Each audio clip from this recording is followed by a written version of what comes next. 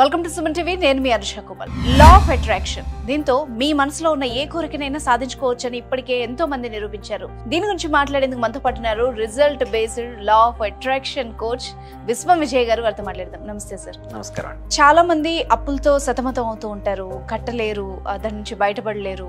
వాళ్ళకి గనక ఈ లా ఆఫ్ అట్రాక్షన్ ద్వారా ఏమన్నా ఉపయోగం ఉంటుందా, బయటపడే ఛాన్స్ ఉంటుందా? మంచి ప్రశ్న అడిగారండి. ధర్మో రక్షిత రక్షిత. ఎస్, అవునండి. ఎవరైతే విశ్వంతో కనెక్ట్ అవుతారో ఆ విశ్వంతో కనెక్ట్ అయినప్పుడు ఏమవుతుందంటే అనంతమైనటువంటి శక్తి వాళ్ళకు వస్తుందండి. ఎవరికైతే అనంతమైన శక్తి వస్తుందో వాళ్ళ యొక్క మైండ్ పవర్తో వాళ్ళు క్లియర్ చేసుకోవచ్చండి. అయితే మీరు అన్నారు చూసారు, అప్పు అనేది మన సబ్జెక్ట్లో అప్పు అనదండి. ఏమనాలంటే ఆర్థికపరమైనట్టు బిల్లులు లేదా ఎకనామికల్ బిల్స్ అనాలి.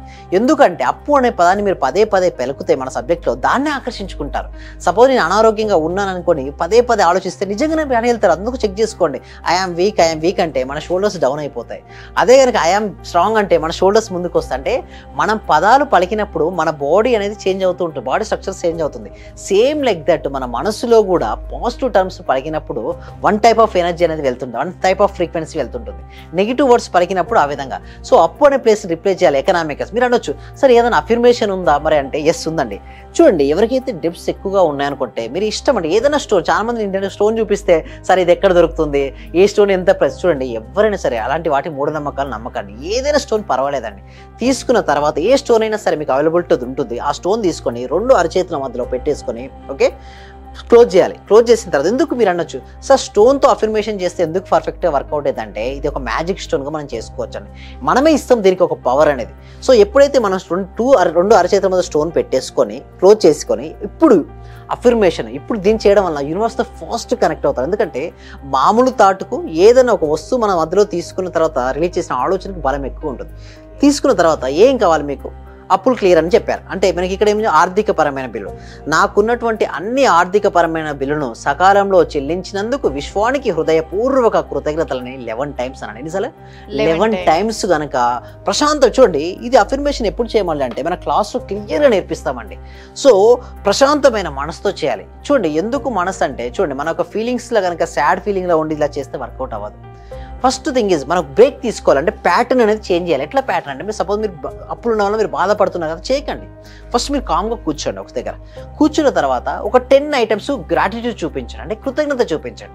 So I'm so happy about my heart work అవుతున్నందుకు, I'm so happy about my lungs work అవుతున్నందుకు, I'm so happy about money, నా అవసరాలు ఇప్పుడు తీరుస్తున్నందుకు. ముందు ఒక 10 ఐటమ్స్కు గ్రాటిట్యూడ్ చూపించండి. దాని ద్వారా ఏమవుతుంది, ప్యాటర్న్ చేంజ్ అవుతుంది.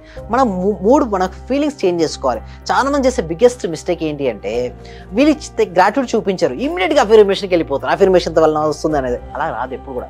ఫస్ట్ ఎప్పుడైతే మనం ప్యాటర్న్ చేంజ్ చేశారు కదా, మన ఫీలింగ్స్ ఏమైనా నార్మల్ అయినా అప్పుడు తీసుకొని మీకు ఏదైతే క్లియర్ అవ్వాలనుకున్నా ఆర్థికపరమైన నాకున్నటువంటి అన్ని ఆర్థిక బిల్లులను సకాలంలో చెల్లించినందుకు విశ్వానికి హృదయపూర్వక కృతజ్ఞతలని 11 టైమ్స్ కనుక చేస్తే ఏమవుతాయంటే అది క్లియర్ అయ్యే విధంగా మనకు ఛాన్సెస్ వస్తుంటాయి, అవకాశాలు వస్తుంటాయి. సపోజ్ మీరు ఒక 5 రూపీస్ ఇంట్రెస్ట్ తెచ్చారు, ఎవరో ఫ్రెండ్ వర్క్ 2 రూపీస్ 1 రూపీ కదా, దాని దగ్గర తెచ్చుకుని ఈ 5 రూపీస్ క్లియర్ చేసుకోవచ్చు. ఈ 1 రూపీస్ తక్కువే కదా.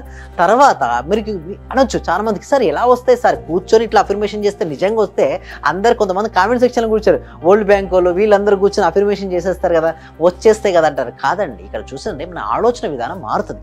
ఫస్ట్ బీ పాజిటివ్గా మారుతాం. ఎప్పుడైతే మనం పాజిటివ్గా మారిపోయామో దాని తర్వాత ఏమిటి అంటే చూస్తుంటాం ఆపర్చునిటీస్ ఏమేమి ఉన్నాయి, అవకాశాలు ఏమేమి ఉన్నాయి, మన స్కిల్స్ని ఎక్కడెక్కడ డెవలప్మెంట్ చేసుకోవాలి. ముందు థాట్ తర్వాత యాక్షన్ స్టెప్ వస్తుందండి. చాలా మంది ఏంటంటే ఇదన్నీ వదిలిపెడతారు, ఓన్లీ యాక్షన్ యాక్షన్ యాక్షన్ అంటారు. యాక్షన్ చేయాలి వద్దునట్లే. మన సబ్జెక్ట్ ఎప్పుడు కూడా యాక్షన్ చేయకుండా ఉండకూడదు అని ఎప్పుడు చెప్పదు. బట్ వాళ్ళు మొత్తం సినిమా అంతా చూడకుండా ముందే కన్క్లూడే అంటే నేను ఇక్కడ అఫర్మేషన్ చెప్పాను కదా, నిజంగా రాయి పట్టుకుని స్టోన్ చేస్తే నిజంగా వస్తాయని చెప్పేస్తుంటారు. బట్ తర్వాత అది మనం త్రికరణ శుద్ధి అని చెప్తుంటాం, దాన్ని వినరు వాళ్ళు. మనస వాచ కర్మణ, మనం ఇప్పుడు చేసింది మనసులో మనం చెప్తూ ఉంటాం, మనకు క్లియర్ అవుతున్నట్టుగా సబ్ కాన్షియస్ మైండ్ బిలీవ్ చేయించాలి. నెక్స్ట్ ఇంకొకటి ఏం చేయాలంటే ఒక వైట్ పేపర్ తీసుకొని మీరు ఆర్థిక స్వేచ్ఛని కలిగి ఉంటే లైఫ్ ఎలా ఉంటుందో చూడమని చెప్తాను. అప్పటికెళ్ళి ఏమవుతుంది, అక్కడ అప్పుడేసరికల్లా నిరాశావాదంలో ఉన్న వ్యక్తి నా జీవితం బాగుంటుంది అని తెలియగానే ఆశావాదం వైపు వెళ్ళిపోతాడు. అంటే తన ఎనర్జీ లెవెల్స్ మారిపోతాయి, ఆప్టమిస్టిక్గా తయారైపోతాడు. ఎప్పుడైతే తను ఆప్టమిస్టిక్గా తయారైపోతాడో అవకాశాలను చూస్తుంటాడు, వాళ్ళ ఒక పర్సన్స్ని అడగడం మొదలు పెడుతుంటాడు. సో నాకు అవకాశాలు కానీ తన ఏమవుతుంది కంప్లీట్గా షిఫ్ట్ అయ్యి మర్చిపోయి తను మనీని సంపాదించుకోవడానికి ఎన్నెన్ని మార్గాలు అన్నీ వెతుకుతూ ఉంటాడు. ఎవరు ఏది వెతికితే అది దొరుకుతుంటుంది.